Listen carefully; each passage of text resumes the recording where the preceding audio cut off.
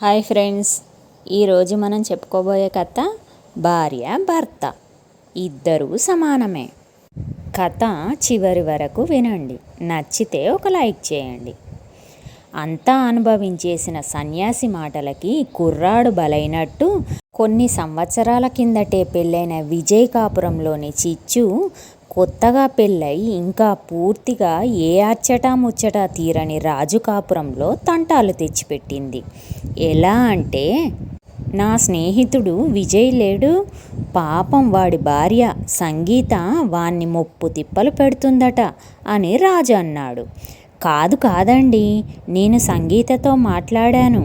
విజయే తనతో అనవసరంగా చిన్న చిన్న వాటికి తగులాడుతుందట అని రాణి అంది. దొందే, మీ ఆడవాళ్ళు ఆడవాళ్ళకు కాక మగవారి వంతున ఎప్పుడు మాట్లాడతారని, తప్పెవరిది అనే స్పష్టత లేకుండా సాటి స్త్రీ అని మద్దతిస్తున్నావు అంటూ విసుక్కున్నాడు రాజు.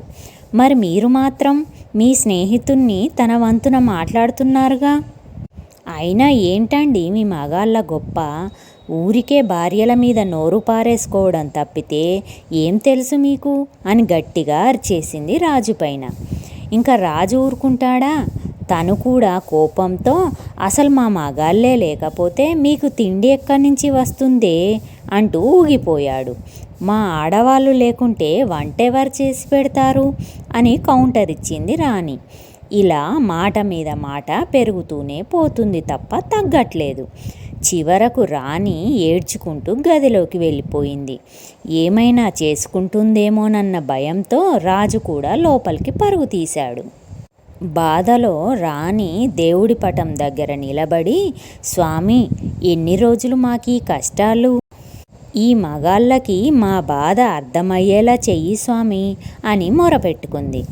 వెంటనే, అవును స్వామి, ఈ ఆడవాళ్ళకు కూడా అర్థమయ్యేలా చెయ్యి స్వామి అంటూ తను కూడా దేవుడికి అర్జీ పెట్టుకున్నాడు రాజు. ఉన్నట్టుండి దేవుడు ప్రత్యక్షమయ్యాడు.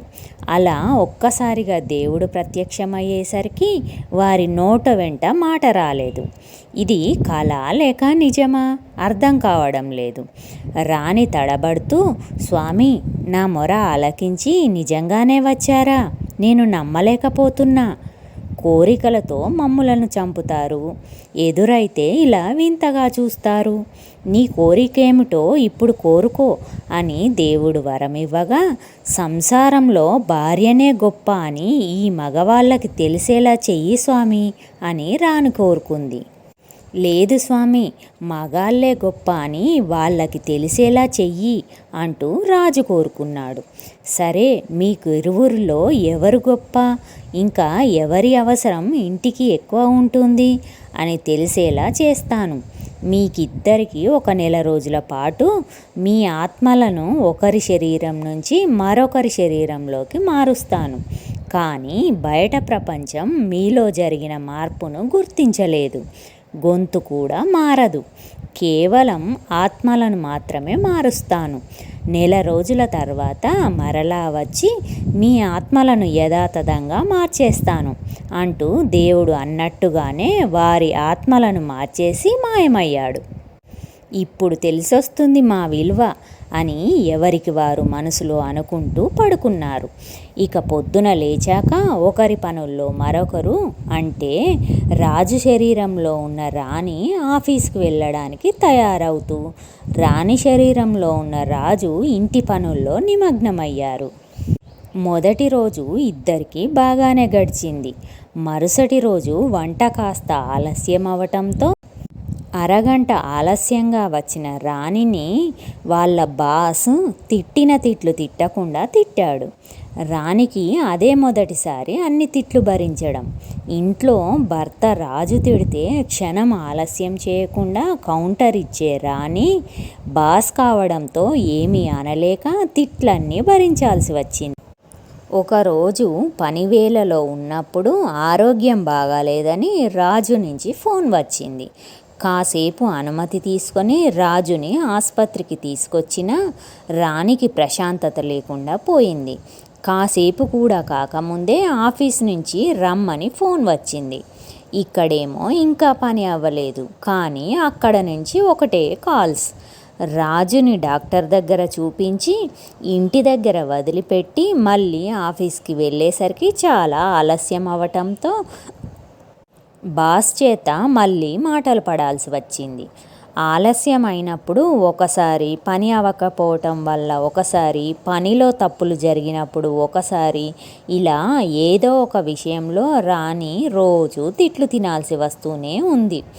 ఒకరోజు పనిలో ఏకంగా 1,00,000 రూపాయల తేడా వచ్చింది. ఎందుకు అంత తేడా వచ్చిందో ఎంత ఆలోచించినా అర్థం కావటం లేదు రాణికి. అది కనుక్కోలేకపోతే తను సొంతంగా తన డబ్బు కట్టాల్సి వస్తుందన్న భయంతో 2 రోజులు సరిగ్గా నిద్ర కూడా పట్టలేదు. ఎలాగో 3వ రోజు కనుక్కోగలిగింది. అది కనుక్కునే వరకు రాణి పడ్డ మానసిక ఒత్తిడి అంతా ఇంతా కాదు. గండం నుంచి బయటపడ్డా అనుకునే లోపు ఇంకో తలనొప్పి వచ్చి పడింది. రాజు స్నేహితుడు డబ్బులు అవసరమై అప్పు అడగడంతో ఇచ్చింది రాణి. అతను తిరిగొచ్చేలోపే రాజు తండ్రి కూడా డబ్బులు అవసరమై ఫోన్ చేశాడు. మామగారికి ఎలాగైనా డబ్బు సర్దాలి అనుకొని బయట నుంచి అప్పు తెచ్చి ఇచ్చింది. కొద్ది రోజులకి ఒకవైపు అప్పిచ్చిన వాడు డబ్బు ఇవ్వమంటూ ఒత్తిడి పెడుతున్నాడు. ఇంకో పక్క రాజు స్నేహితుడి నుండి ఏ చప్పుడు లేదు. ఇప్పుడు వాడి అప్పు ఎలా తీర్చాలో తెలియక జుట్టు పీక్కున్నంత ఒత్తిడిలో పడిపోయింది రాణి. ఇలా రోజు ఏదో ఒక ఒత్తిళ్లతో ఉన్న రాణి ఉత్తి పుణ్యానికే రాజు మీద అరిచేసేది కూడా.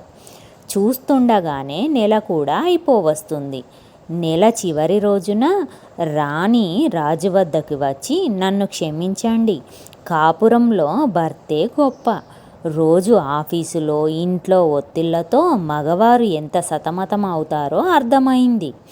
ఎన్ని ఒత్తిళ్ళు ఉన్నా భార్య వరకు కష్టం రానివ్వకుండా ఒక ఇంటిని నడిపించటానికి ఇంటి భారాన్నంతా భుజాన వేసుకొని మోస్తారు. ఎన్నో మాటలను భరిస్తారు. సమాజంలో తన కుటుంబాన్ని ఒక స్థాయిలో ఉంచడానికి ఎంతో కష్టపడతారు. నిజంగా మీరే గొప్పండి అంటూ తన ఓటమిని ఒప్పుకుంటున్న సమయంలో, లేదు లేదు రాణి భార్యలే గొప్ప, మొదట్లో ఏమో అనుకున్నాక చేస్తుంటే తెలిసింది ఎంత కష్టమని. మేము మీకు ఏమాత్రం సాటిరాము. ఉదయాన్నే లేచి ఇంటి పనులు చేసి, వంట చేసి, భర్తను ఆఫీస్కి పంపి తిన్న బాసనలన్నీ తోమేయాలి. భర్త మధ్యాహ్నం భోజనానికి ఇంటికి వస్తున్నాడంటే గంటన్నర ముందు నుండే వంట పని మళ్ళీ మొదలుపెట్టాలి. ఇకపోతే సాయంత్రం ఇల్లూడ్చి మిగిలిన పనులు చేసుకొని మళ్ళీ రాత్రికి వంట చేసి మళ్ళీ బాసనలు తోమాలి. ఇలా రోజంతా పని చేస్తూనే ఉండాలి. మాకైనా సాయంత్రం నుంచి ఖాళీనే, కానీ మీకు అది కూడా ఉండదు.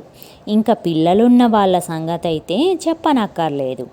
ఒకవైపు భర్త, ఇంకోవైపు పిల్లల పనులతో తల ప్రాణం తోకకొస్తుంది.